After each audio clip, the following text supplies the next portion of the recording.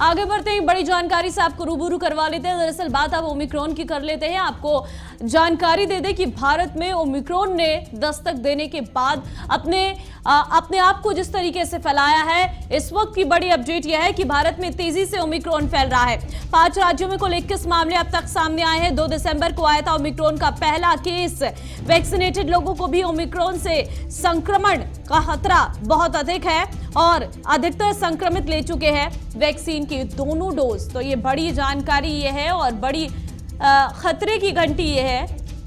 Vaccine की दोनों dose लेने के बाद भी व्यक्ति इससे संक्रमित हो रहा है। जरा ग्राफिक्स के माध्यम से आपको जानकारी दे देते हैं किस तरीके से ओमिक्रॉन फैल रहा है, कहां-कहां मामले सामने आ चुके हैं और क्या इसके वो रही हैं अब तक। आपको बता दें, भारत में ओमिक्रॉन की दस्तक 2 दिसंबर को हुई थी, जब कर्नाटक में 2 केस की पुष्टि की गई थी। उसके बाद 2 दिसंबर को अगर बात करें तो गुजरात में 1 केस दर्ज किया गया था और उसके बाद 4 दिसंबर की अगर बात करें तो महाराष्ट्र में 1 केस सामने आया था। तो इस तरीके से ये स्प्रेड आउट हुआ। 5 दिसंबर को दिल्ली में 1 केस सामने आया और उसके बाद आपको बता रहे हैं कि किस तरीके से ये स्प्रेड हुआ। 5 दिसंबर को ही महाराष्ट्र में 7 लोग संक्रमित पाए गए और राजस्थान में 9 केस सामने आए हैं। सभी ऐसे लोग हैं जिन्होंने अपनी यात्रा विदेश में की है और उसके बाद ये भारत में एंट्री हुए हैं। केशव मोहन मिश्रा संवाददाता इस वक्त मेरे साथ जुड़ चुके हैं। केशव, ओमिक्रॉन के 21 मामले आ चुके हैं, दिल्ली में क्या तैयारी है, क्योंकि दस्तक दिल्ली में भी दे दिया है ओमिक्रॉन ने?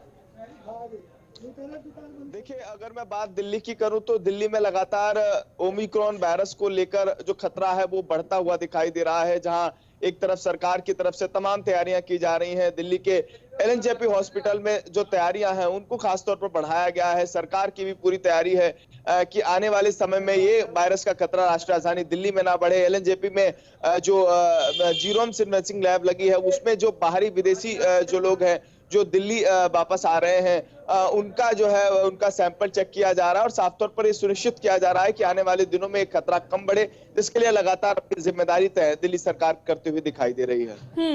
लेकिन अगर बात करें तो ओमिक्रॉन जिस तरीके से बढ़ रहा है, ऐसे में क्या मैनेजमेंट है, क्योंकि तीसरी लहर की संभावना ये साफ तौर पर दिखा रहा है। देखिए, बिल्कुल अगर मैं बात करूं दिल्ली में ओमिक्रॉन की तो अभी हाल फिलहाल में स्थितियां सामान्य हैं। जरूर दिल्ली में 40 से ज्यादा सैंपल गए हैं जो लगातार ओमिक्रॉन वायरस को लेकर अपनी सैंपलिंग के लिए गए हुए हैं, लेकिन साफ तौर पर अगर मैं बात राष्ट्रीय राजधानी दिल्ली की करूं तो लगातार सरकार के सामने चुनौती यह है कि दिल्ली ऐसा राज्य है जो इंटरनेशनल जो उड़ानों के लिए जाना जाता है, जहां पर सबसे ज्यादा विदेशी पर्यटक आते हैं। ऐसे में दिल्ली को कैसे, चलिए, दिल्ली को अलर्ट रखना बेहद जरूरी है। केशव, तमाम जानकारी देने